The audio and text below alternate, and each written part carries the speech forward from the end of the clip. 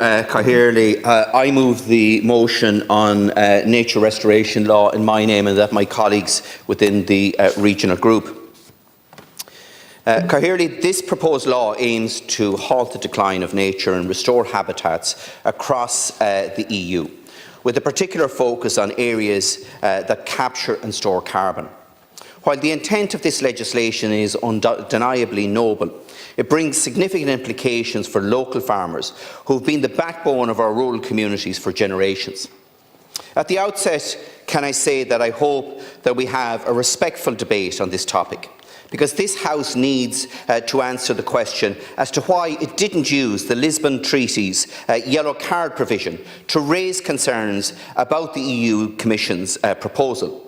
This provision allows both Dáil and Shannon Éirden, not the government, to block draft laws.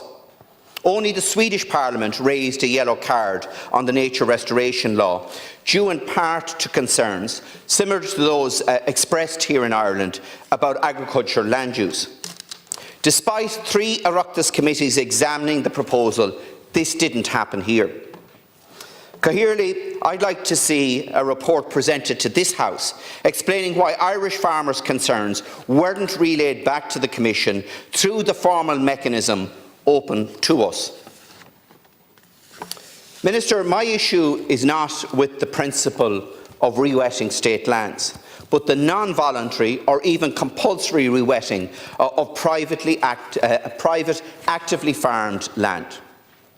As I pointed out to the EU Commission, my own late father and many more like him laid shores with their bare hands to drain land and in some cases received state grants for it.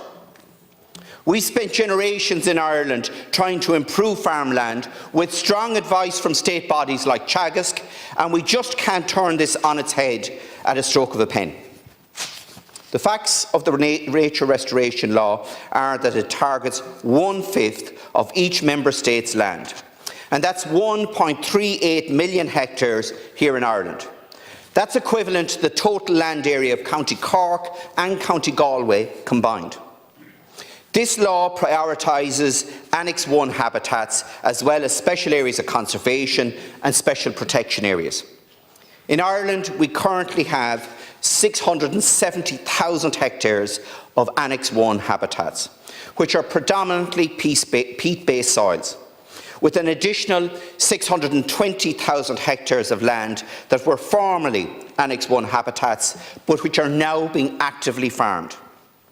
That's a total of 1.29 million hectares of both existing and lost Annex I habitat.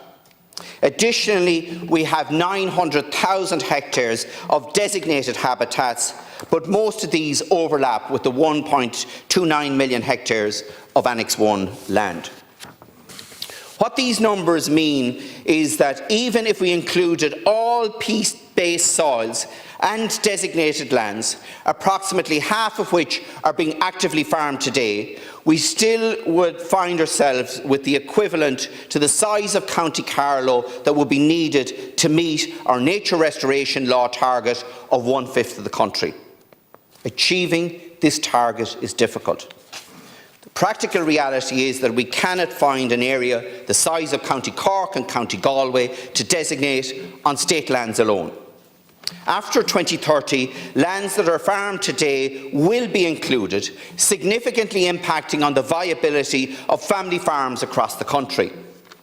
Moreover, under Article 4 of the Nature Restoration Law, there is an obligation to restore and re-establish lost habitats, particularly drained peatlands. And with regard to this, the EU Commission have deemed that rewetting these lands is the most effective way to achieve this. However, by rewetting lands, it cannot support current agricultural activities. Since the ability to farm these lands is a prerequisite for accessing CAP payments, this poses a real and direct threat to farmers' livelihoods. While some amendments have been made to reduce the target area and to clarify that rewetting does not imply an obligation on farmers, this requirement to restore Annex I habitats remains compulsory. This means that farmers will face restrictions on their land use, leading to potential losses in income and increased costs.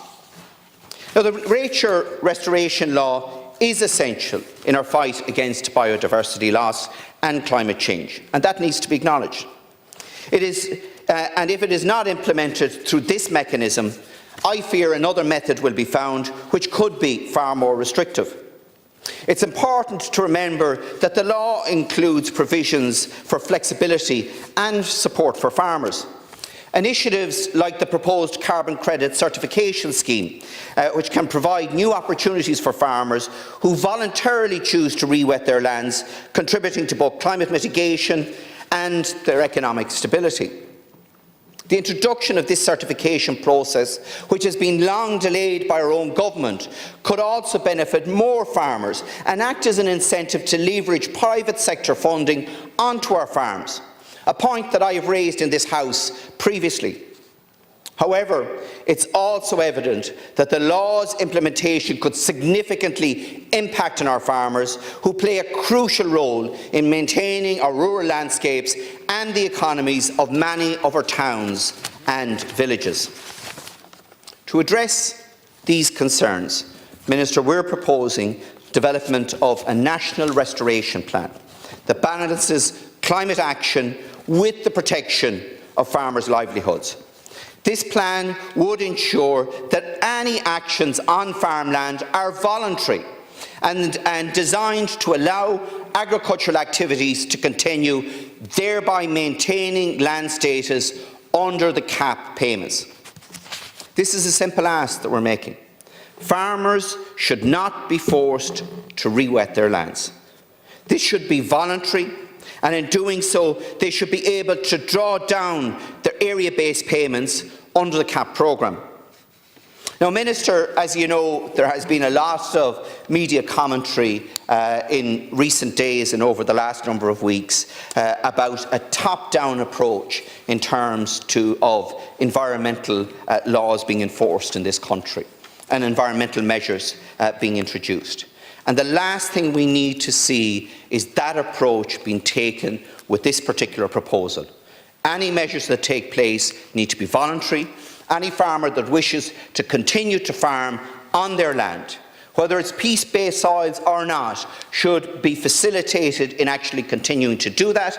By all means, put incentives in place.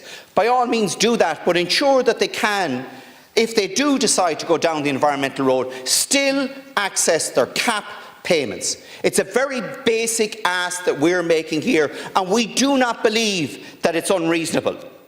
Minister, this approach is far more likely to be effective in achieving the goals that are actually set out by this proposed law, encouraging farmers to volunteer rather than forcing them and their families off the land. And I hope that a reasonable approach can be taken to this legislation if it does come forward. And we yet have to see what the Council of Ministers will do in relation to it. We do know the government position is they want to see this legislation adopted, and if this legislation is not adopted, the likelihood is we're going to see an alternative piece of legislation introduced in this House. But what we're looking for here is balance. Anything that happens has to be voluntary, and farmers need to be not just adequately compensated for it, but continue to get access to the agricultural payments that they have historically established on their lands. And I commend the motion to the House. Thank you, Deputy Shaw.